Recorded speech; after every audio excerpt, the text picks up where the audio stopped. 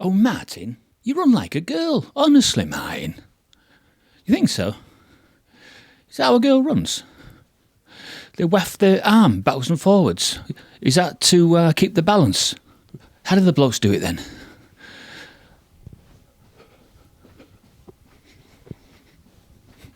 You pretender. You know, to actually run a marathon is almost like being a Christian. You have to train, really train, don't you, before you decide you can run a marathon. It takes a lot of training. You have to build yourself up because you have to eventually endure to the end of the race, 26 miles. And as a Christian, you have to study. That's your training. You have to study, you have to get a relationship with God. And then, when you've got all that in place, you're in the race for life. So you're running along in that race for life, and you have to endure. Because if you don't endure to the end of the race for life, it's all been a waste of time. Complete waste of time. And you wonder to yourself that you've given all and dedicated all that time. For what? For you just to bow out and drop down and not finish the race.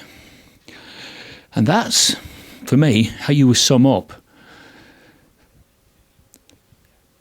how a Christian being in the race for life is just akin to being a runner in a marathon.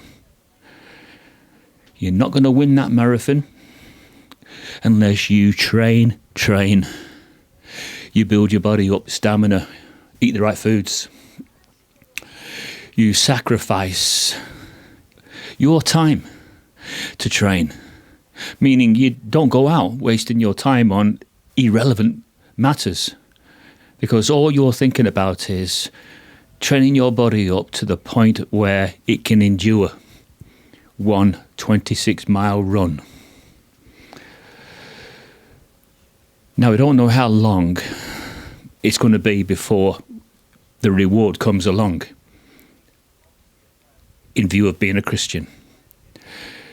We know that it's 26 miles for this race, but we don't know how long in years it is for a Christian to endure before he's finally rewarded. But make no mistake about it, many will drop out of the race for life. They won't have what it takes. And they will just simply say, I'm out. I'm not running any further anymore. I've had enough. I'm running on empty.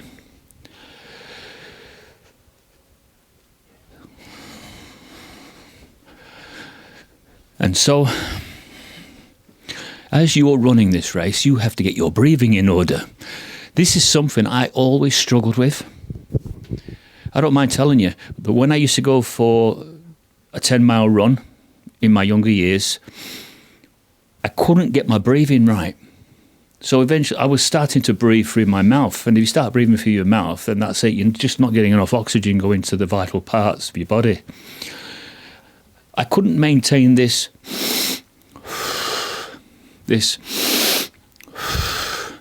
through the whole 10 mile. I could only do it for about 3 or 4. And then after that, I was spent. That's why I could never, ever run a marathon, even though my dad did when he was in his 40s. So he was actually younger than I was, my current age now, and he ran a marathon. I was really proud of him when he ran that marathon. But I can't do one because I can't get my breathing right.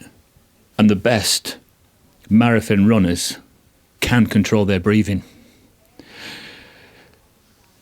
That's just my excuse, people, for not putting my name down for any marathons. I don't think I'll ever do one. But that doesn't mean that I don't have a lot of respect for people that year in and year out always take part in a marathon because of a particular charity. I think that person who does that is a far, far better person than myself, because I wouldn't do it. But the amount of charities that benefit every year from the London Marathon is quite astounding. People seem to just come together on this day, always on a Sunday. Usually starts off in the morning, doesn't it? Around about just after 8 o'clock. And everybody just comes together on this marathon day, and the whole day is dedicated to a particular sponsor. And the sponsor this year, I think, is it Macmillan? Or Samaritan, sorry. I'll correct myself. I thought it was Macmillan. It's not. It's the Samaritans. The sponsor for the London Marathon this year is the Samaritans. It's a fine, fine charity. And they will get a lot of satisfaction from sponsoring this particular race. The London Marathon is quite prestigious. You will get a lot of celebrities taking part. You won't always know who they are. I know that people that have been running in the marathon have said they've turned to the right or the left and they've seen someone who's a film star or a TV personality or a pop star. And on that day, everybody's just there for the one thing, to finish that race. If only, as a Christian who's in the race for life, if only there was the same amount of encouragement as there is in the London Marathon, where if someone was to stumble, someone else will stop and pick that person up and offer them water. Do we get that as Christians in the race for life?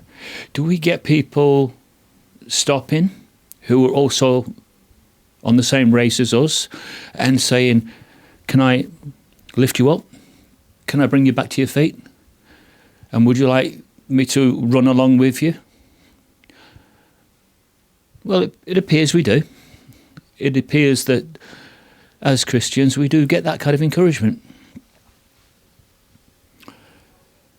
Because without it, you are totally on your own.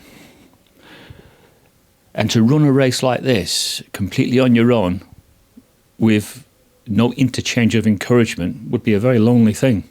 And only the strongest of minds could cope with that.